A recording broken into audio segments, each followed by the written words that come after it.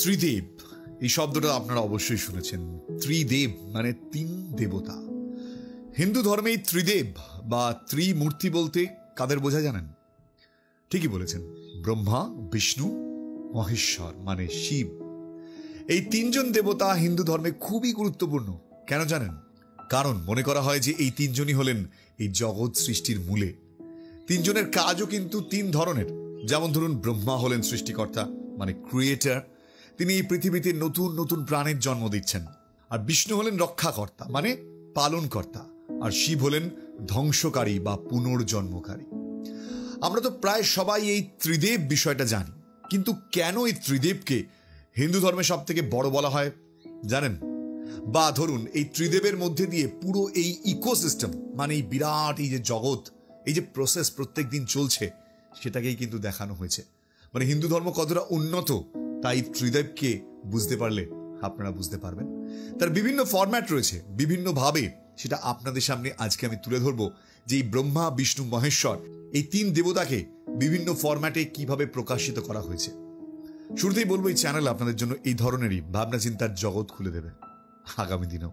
So এই channel যদি ভালো লাগে প্লিজ আজকেই একটু সাবস্ক্রাইব করে নেবেন। এইসব আলোচনায় যাওয়ার আগে কয়েকটা বেসিক ইনফরমেশন আপনাদের আমি দিতে চাইব।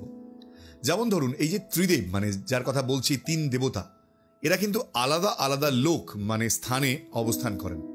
প্রথমেই বলি ব্রহ্মা, তিনি কোথায় থাকেন জানেন? মানে তার আবাস কোথায়? তিনি থাকেন সত্য লোকে। বিষ্ণুর আবাসের নাম কি? তিনি থাকেন বৈকুণ্ঠে। আর শিব থাকেন আমরা অবশ্যই জানি কৈলাসে। এই ত্রিদেবের সঙ্গী বা তাদের স্ত্রী এই তিনজন দেবী। তারা কে কে? ব্রহ্মার স্ত্রী হলেন দেবী সরস্বতী, বিষ্ণু তার স্ত্রী হলেন দেবী লক্ষ্মী, এবং শিবের স্ত্রী তো আমরা অবশ্যই জানি দেবী পার্বতী মানে মা দুর্গা। এই তিন দেবী আবার তিন যে দেবতা, তাদের কিন্তু শক্তির উৎস মানে পরিপূরক। তাদের সঙ্গে এই যে তিন দেবতার সঙ্গে মিলন হয়েছে এই তিন দেবীর, তার একটা অদ্ভুত মিনিং রয়েছে। আজকে আপনারা সেটা পরিষ্কার হয়ে যাবেন। যেমন ধরুন, আপনাদের প্রথমেই বলি, ব্রহ্মা তিনি যেহেতু উৎস মানে ক্রিয়েটর, তার পরিপূরককে সরস্বতী, তিনি হচ্ছেন জ্ঞানের প্রতীক। কারণ জ্ঞান বিষয়টা হলো সবকিছুর উৎস। সেটা যে কোনো ধরনের জ্ঞানই হোক, মানে জ্ঞান সবসময় নতুন কিছু সৃষ্টি করে, নতুন প্রকাশ ঘটায়।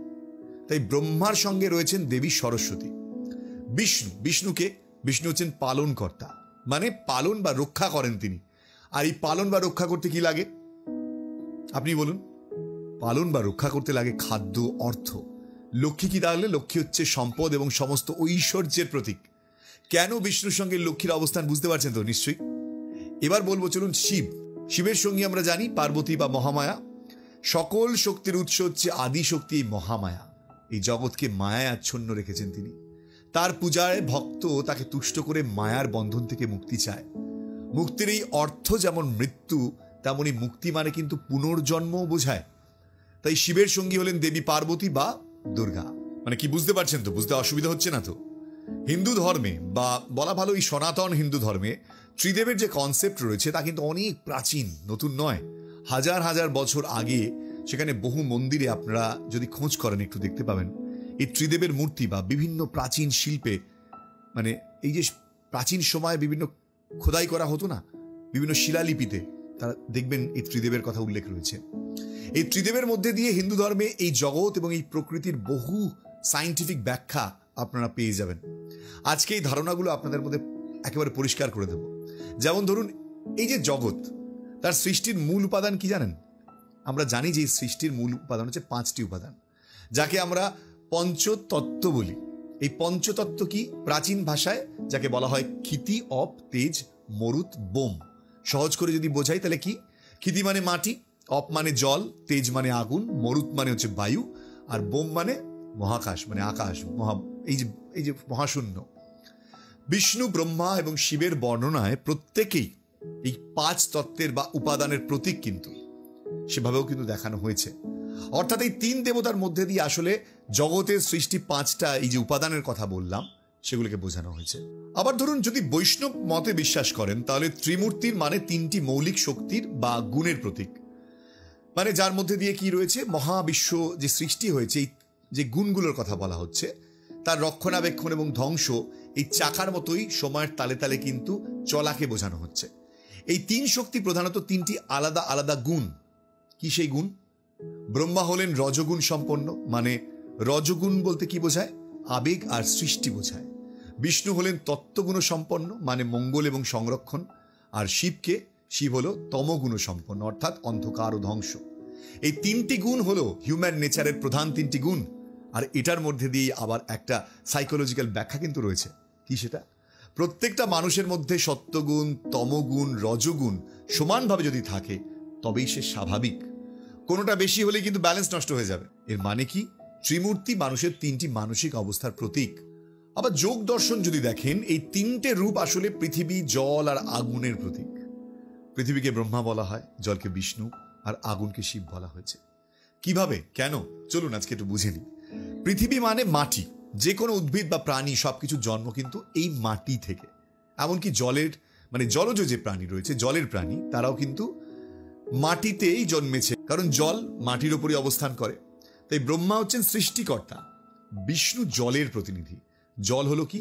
Main resource of life. জলের আরেক নাম কি? জীবন। যে কোনো প্রাণী বা উদ্ভিদের বাঁচার জন্য, তাদেরকে ধারণ করার জন্য অপরিহার্য কি? তাহলে জল। আর এই জল হলেন বিষ্ণু, পালনকর্তা। আর শিব হচ্ছে অগ্নির প্রতিনিধি। অগ্নি মানে কি? ধ্বংস, সবকিছুকে পুড়িয়ে এক রাশ ছাইয়ে পরিণত করতে পারে। আবার দেখুন, এই আগুনকে ছাড়া কেউ কিন্তু বাঁচতে পারে না। যতক্ষণ আগুন নিয়ন্ত্রণে থাকে ততক্ষণ সে সুন্দর, কিন্তু যখনই সে নিয়ন্ত্রণের বাইরে তখনই আগুন ভয়াবহ। শিবও ঠিক তেমনই না? যখন দেখুন শান্ত, তখন সে সত্যম, শিবম, সুন্দরম বা মঙ্গল আর স্নিগ্ধ। যখন তার সেই প্রলয়ের নটরাজ মূর্তি সে ধারণ করে, তখন সে কালো ভৈরব, মহাধ্বংসের রুদ্রমূর্তি। আবার যদি অন্যভাবে দেখেন, তাহলে কিন্তু এই দেহতত্ত্বের মধ্যেও তিন মূর্তির ব্যাখ্যা পাবেন। যেমন শিব হলেন দৈহিক নীতির প্রতীক, বিষ্ণু হলেন মানসিক নীতির প্রতীক, আর ব্রহ্মা হলেন আধ্যাত্মিক নীতির প্রতীক। শিব মহাপ্রলয়ের রুদ্র, মানে শক্তির প্রতীক। শক্তি মানুষের দেহে থাকে, তাই তিনি দৈহিক নীতির প্রতিনিধি। বিষ্ণুকে তিনি পালনকর্তা। এর মানে কি? মানে মানুষকে বুদ্ধি এবং মানসিক জ্ঞান দান করেছেন তিনি। অর্থাৎ বুদ্ধি এবং মানসিক শক্তি ছাড়া দৈহিক শক্তির কোনো দাম নেই। আর ব্রহ্মা হলেন সেই আধ্যাত্মিক শক্তির প্রতীক। দৈহিক শক্তি আর মানসিক শক্তি ততক্ষণই শুভ কাজে ব্যবহৃত হয় যতক্ষণ এর পেছনে পবিত্র আধ্যাত্মিক শক্তির উৎসাহ থাকে। তার মানে কি দাঁড়ালো? তার মানে একজন পূর্ণাঙ্গ মানুষের সৃষ্টিতে এই তিনটি উপাদান খুবই জরুরি। তাই এই তিন মূর্তি মানুষের ভেতরে তিনটি শক্তির প্রতীক। কি বুঝলেন? আমার সঙ্গে কোথাও একমত হলেন?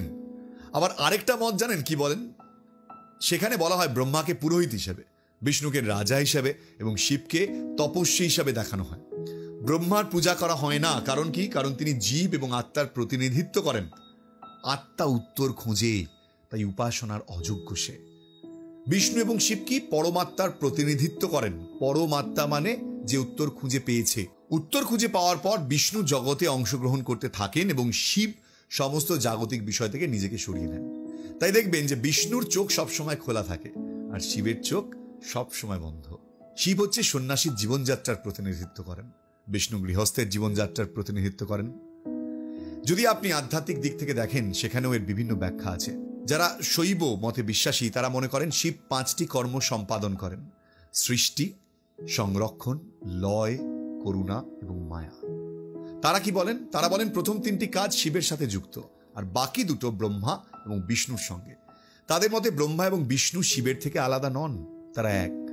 শৈবরা বিশ্বাস করেন যে শিব হলেন পরমেশ্বর, যিনি বিভিন্ন গুরুত্বপূর্ণ ভূমিকা গ্রহণ করেন এবং উপযুক্ত নাম এবং রূপ ধারণ করেন। আবার বৈষ্ণব ধর্মে যদি দেখেন, একই কথা অন্যভাবে বলা হয়েছে। বিষ্ণু পুরাণে কি বলা হয়েছে? বিষ্ণুই সৃষ্টির জন্য, ব্রহ্মা এবং ধ্বংসের জন্য রুদ্ররূপে আবির্ভূত হন। কুর্ম পুরাণে ব্রহ্মা, বিষ্ণু এবং শিবকে এক সত্তা হিসেবে দেখানো হয়েছে। আপনি যদি মৈত্রেয়ী উপনিষদ দেখেন, তাহলে বুঝবেন যে মানুষের মধ্যে অনেক রকম মানসিক এবং দৈহিক অবস্থা একসঙ্গে থাকে। একটা মানুষের মধ্যে সৃষ্টির ক্ষমতা, সংরক্ষণের মানসিকতা আর ধ্বংস করার শক্তি তিনটেই থাকে, কিন্তু তিনটের মিলনেই মানুষ তৈরি হয়। এটাকে অনেকে ত্রিদেবের আসল অর্থ বলেছেন। তবে বিষ্ণু পুরাণের একটা শ্লোকে খুব সুন্দর করে বলা হয়েছে এই ত্রিদেবের আসল রূপের বর্ণনা। কি বলা হচ্ছে জানেন? সেখানে ভগত স্থিতি সমাধান সমাহরন্তি যুগে যুগে ত্রয়ং ব্রহ্মা মহাবিষ্ণু মহেশ্বর ইতি স্মৃতম। এর মানে কি জানেন? এর মানে হচ্ছে এক পরম সত্তা নিজেকে 3টি রূপে বিভক্ত করে, ব্রহ্মা, বিষ্ণু এবং শিব। তারাই বিভিন্ন রূপ ধারণ করে এই মহাবিশ্বের সৃষ্টি, সংরক্ষণ আর ধ্বংস করার জন্য। যদি আপনারা খ্রিস্টান ধর্ম দেখেন, সেখানেও এই একই পরম পবিত্র আত্মার তিনটি প্রকাশের কথা বলা হয়েছে। পিতা, পুত্র এবং পবিত্র আত্মা, এই ত্রিতত্ত্ব মানে তৃতীয় ঈশ্বরের প্রকাশে তারা বিশ্বাস করেন। সনাতন ধর্মের ত্রিদেবতার তত্ত্বের বিভিন্ন ব্যাখ্যা করা যায়। বিজ্ঞান, সৃষ্টিতত্ত্ব, মানুষের মানসিক বিকার, জীবন ধারণ পদ্ধতি সবকিছুই কিন্তু ব্যাখ্যা করা যেতে পারে এর মধ্যে দিয়েই। ত্রিদেবতার বহু ব্যাখ্যার মধ্যেই লুকিয়ে রয়েছে এই সৃষ্টির রহস্য। এটা একটা ছোট্ট ভিডিও ছিল, যে ভিডিওর মধ্যে দিয়ে আধ্যাত্মিকতার একটা অংশ আপনাদের সামনে তুলে ধরলাম। মানুষ বারবার প্রশ্ন করেন, ভগবান কি সত্যি আছেন? ভগবান কি সংসারে নিত্যদিন বিরাজমান? আসলে ভগবান বিরাজমান কি বিরাজমান নন সেটা বড় কথা নয়, আপনি কতটা অনুভব করতে পারছেন সেটাই সবচেয়ে বড় কথা। আর এই ত্রিদেবের মধ্যে দিয়ে ভগবানকে উপলব্ধি করতে পারেন। জানেন তো, বাংলা একটা সুন্দর কবিতার লাইন আছে, ঘুমিয়ে আছেন শিশুর পিতা সব শিশুরই অন্তরে। তাই পরমাত্মা বলুন, পরমেশ্বর বলুন, ভগবান বলুন, যাই বলুন না কেন, তা আপনার অন্তরে বিরাজমান। আপনি কিভাবে দেখছেন তার উপর নির্ভর করছে। এই ভিডিওটা যদি মনে হয় জ্ঞানের বাণী নয়, কিন্তু প্রচুর মানুষের মধ্যেই জ্ঞান ছড়িয়ে দেওয়া উচিত, তাহলে প্লিজ আজকে এই ভিডিওটা শেয়ার করে ফেলুন প্রচুর মানুষের মধ্যে। আর এই ভিডিওটা কি 5,000 লাইক পেতে পারে? দেখুন না, আপনিও তার মধ্যে একজন নাকি। কমেন্টে জানান আপনার মতামত। শেষ করছি এখানে। ভালো লাগবে চ্যানেলটিকে আপনার সঙ্গে রাখবেন। ভালো থাকবেন।